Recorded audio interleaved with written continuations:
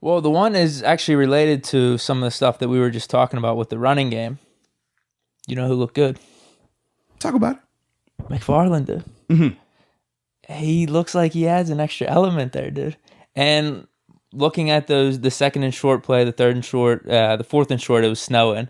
But the second and short and the third and the short where you're thinking, all right, McFarland's in. We didn't get any yards there. We might have got 1 yard, whatever it was. Why is he the short yardage back? Yeah. I felt like that was more due to the offensive line, kind of how we were talking about there. But you saw whenever he got the ball, dude, there's something that he brings to the offense that it just doesn't seem that Connor and Snell bring. More snaps, lead guy. What do we do here? I want to see more McFarland. I'm being straight up with you. I was just trying to figure out where you were seeing all this like impressiveness. I felt like he's pass twitchy. catching. He had the pass catching. 2 for 15. Yeah, he had that, and then did he? What was his total on the runs here? 3 carries for 7 yards. All right, so one of those runs was a nice run. Okay, so that was my only thing. I'm just like, I do think he's twitchy. I think he has some elusive. He's very elusive. We're seeing. I guess it goes back to the blocking. If you're concerned about that, then and that's my thing. I don't think it's personnel related with James Conner, Benny Snell, and McFarland. I think all three of those guys, and we've seen at various points them flash. I think it starts up front. They're not getting enough movement. Because McFarland, I mean, without a doubt, and I do think this is something we see with younger backs too, and not necessarily like the first round backs, right? The more premier guys, the later round guys, right? We're talking third, fourth, and so forth, and so on. Sometimes they still look like they're playing faster than like they're thinking it out, and we've seen it's not controlled. Right. So we're seeing like him slip a little bit more than what some of these other guys are doing, or you just see like his body is going here before like his mind has fully processed it. And it happens with younger players. It's not a knock on him. We all go through that. But that's the only reason why I do think you can expand him, but you have to be careful. He got in early this game. He's been getting early in the past couple of games. He started a couple of games as well. He was the first guy getting carries, the first guy.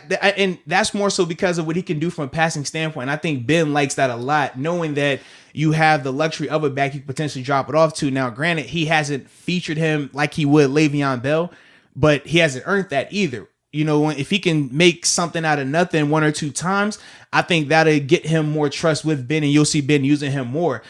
But I was a little bit surprised that they have been going the McFarland route. Well, actually, I'm surprised, but I'm not surprised. So I'm surprised because if you're having protection issues, you typically go with the sure running back who can block, which is James Conner, and he'll clean up some of that stuff. So I'm surprised that they didn't go that route. But then I'm not surprised because knowing Ben and how he likes to just say, we'll just go empty then, or I'll just attack this, not having the protection we want, I'll offset that by having the back that can free release. Yeah. That's kind of his mentality to it. So one is more so we're going to make sure we fortify and protect you. The other is, well, we'll just take their aggressiveness and use it against them. Both sides can be effective, but one is obviously a high risk, high reward. Yeah. If McFarland doesn't get open, or if you don't see him and that rusher comes free, you're kind of stuck. Whereas with James Conner, he'll stand and protect, but now you might not have the luxury of an extra weapon. Right. So it's just a difference of philosophies from that standpoint. But I do think McFarland, I mean, it's growing pains. I mean, it's going to take time for him to get up to speed, but it's more so offensive line related than necessarily him emerging and he needs to be the guy because of James Conner or Benny Snell not producing in that. I just think, I mean, the speed that he plays with is the biggest difference between him and the other guys. But I still think that James Conner and Benny Snell are the better pure running backs. Between the tackles.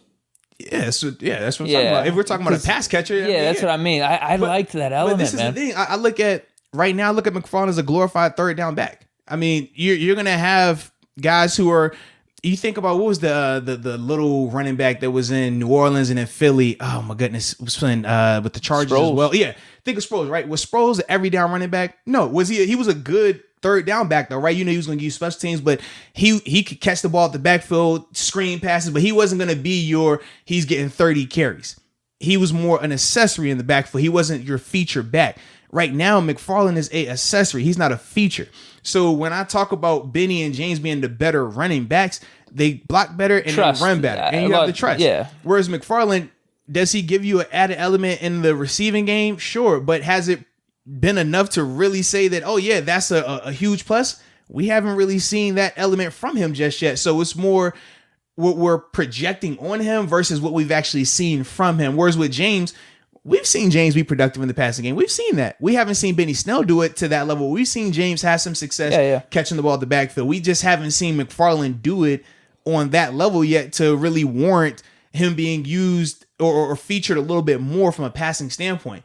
Now, it's the catch-22. You want the trust from McFarland. How do you get the trust? Is opportunity. So that's the type of thing right here. Do you think? I don't know. I could see him as like, I mentioned this way back. I know it was like probably a little bit of a reach, but like we had Willie Parker here. He was the faster type of running back.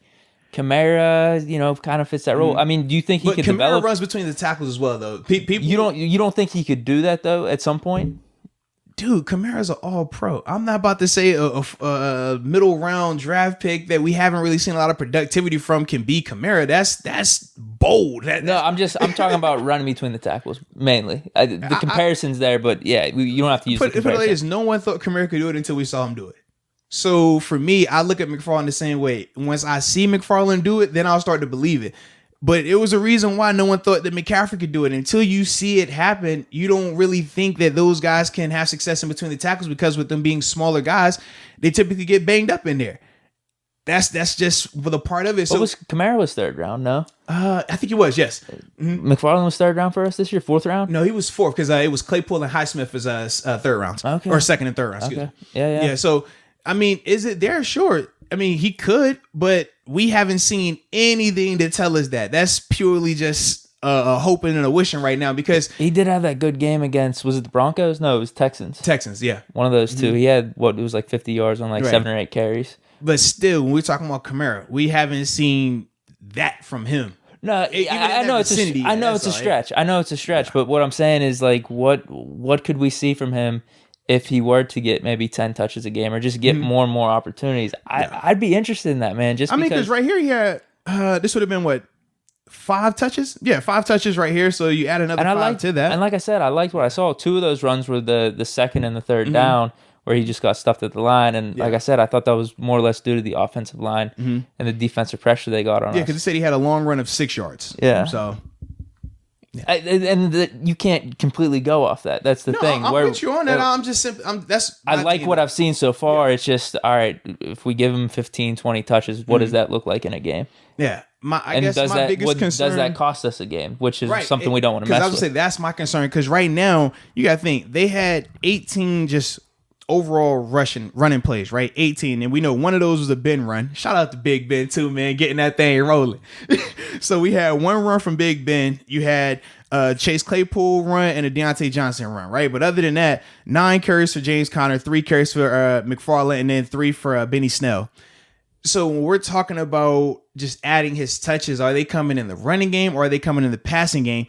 And for me, anytime I think of the passing game, we're seeing how much we got a lot of weapons. Yeah, we have a ton of weapons. So I always feel that I would rather take a shot downfield or to one of these receivers in one-on-one coverage than necessarily just dropping it off to McFarland just for the sake of trying to get him going. I don't feel like he is that guy right now where I should dictate my offense or run it through him. Now, I'm not saying that he can't grow into that. We saw even with Le'Veon, right? Le'Veon year 1 versus Le'Veon year 2, it changed. He was the feature in year 2 and so forth. But year 1, he wasn't that guy like that. So I think of McFarland in a similar vein as he continues to show more. And it's still plenty of time. We're at the halfway mark of the season. So as he continues to show more, I think his role will expand from that standpoint. But until we see him maximize the limited opportunities, I'm not going to give you an expanded role. I need to see more of this. It feels like the coaches are interested, though. It's like they're intrigued. Like, you already have seen them. I mean, dude, he started. I think it was the Broncos game. He started. He was the first running back out there. Got the first touches, first pass, first run. Like we're seeing, he's not as if they don't trust him or they don't want to use him. But it's a difference between you being out there, a la James Washington, versus you being the feature. When you look at Claypool, Deontay, and Juju from a target standpoint, James Washington. Did he play well? Yeah. He had 1 catch for a touchdown. He was only targeted 2 times. Whereas you look at Juju, 7 targets, Deontay, 10 targets, Claypool, 13 targets. You can be out there and they trust you, but you're not featured. So right now they trust McFarland. He's out there, but he's nowhere near a feature guy. Or they're even thinking about using him like that. So that's that whole scenario in terms of just, is he out there? Sure. But the coaching staff, they don't look at him in the sense of, oh yeah, we can run an offense to this guy right here. I don't see that from them just yet, man. And I don't think it's necessarily needed. Just because we do have Ben, like we don't have to completely. And you talked about all the receivers we have and stuff, so it's not needed. But definitely improving the running game, like we talked about, will be key down the stretch. And I do think something that we could do, especially in the first half, because second half, like I said, we're changing up the tempo. It's cool as a one-off situational thing. Obviously, we're able to get some of the downfield penalties, just not even Cowboys game, just in general. But when that's not there, something that I would like to see the offense do, which we don't do a lot of, and I'm surprised by it, we wait to the second half to say, all right, when we go into, we're going to run some of these underneath routes, these crossing routes to Juju, Deontay, work more of the middle of the field, right? Short to intermediate, middle of the field. We do that in the second half. First half, we hardly ever touch that. It's either run, shot downfield, or shot downfield, screen, pass, run. Or you're in a third and long situation where you're just kind of hoping for whatever. True. Yeah. I would love early on in games, though, if they took that approach of, hey, we're going to work the short to intermediate earlier. We don't need to just come out here, run, throw the ball downfield. Oh, it's not there. All right, run it again, punt the ball. Like, we don't need that because it's too redundant. It's too stagnant for the talent that this offense has. I think that, man, if you do some of that short stuff early on, it makes the defense have to do what? Cheat up, play a little bit more aggressive, because obviously they're respecting Claypool. They're respecting Deontay and some of the deep play ability they have. So use that against them. If they're going to give you 7 5-yard routes, take that. Keep taking it. We saw New England do that for decades, man. Just taking the short to intermediate. And then when you cheat up and say, I'm going to take that away, now they hit you with the dagger. Right now, we're trying to dagger first. Can't get the dagger. And then it's like, oh, well, all right. Well, punt the ball. We'll figure it out later. Like that's my biggest issue right now, man. I'm assuming that doesn't have anything to do with like Ben calling the offense or anything. It's just correct. Like, I just think it's just run these type of plays. Right. I think it's more so just a philosophy standpoint right now, where you see some teams, it's like, hey, they want to run the ball first. We talked about with Tennessee, right? We said their philosophy is run the ball first, play action off of it, take the shot. Right now, our philosophy is we're going to throw that ball downfield, either get a completion or get a PI, and that's kind of how we're hoping to move the ball. We're not really looking to work the sticks, work the short intermediate, work the sidelines, because it's there. It is definitely there, but I feel like right now, because we've had so much success downfield, we're relying too much on that. We're not trying to have sustained drives. We're just looking at, where can we get a chunk from? How can I get a splash play? That segment was brought to you by DraftKings Sportsbook app, America's top-rated sportsbooking app. And also, because we know sportsbooking isn't allowed everywhere, we get that element. But you do play fantasy football, right? We know about fantasy football, right?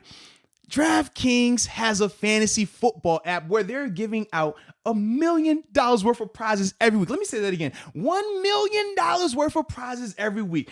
All you have to do is download DraftKings fantasy football app. I mean, you're going to get back in the game for that, right? I will, yes. I got back in the game for it because I'm just like, man, I need the opportunity. That's all I want is a chance. You know who my quarterback's got to be? Oh, that's got to be. You want my 2 quarterbacks? Oh. Ben Roethlisberger and Josh Allen. Absolutely, baby. Absolutely. So whatever you're doing, man, get the app, download DraftKings Fantasy Football app, use the promo code Moats, that's MOATS, and let's get after this thing, baby, because all we need is a chance. That's it. We just need a chance.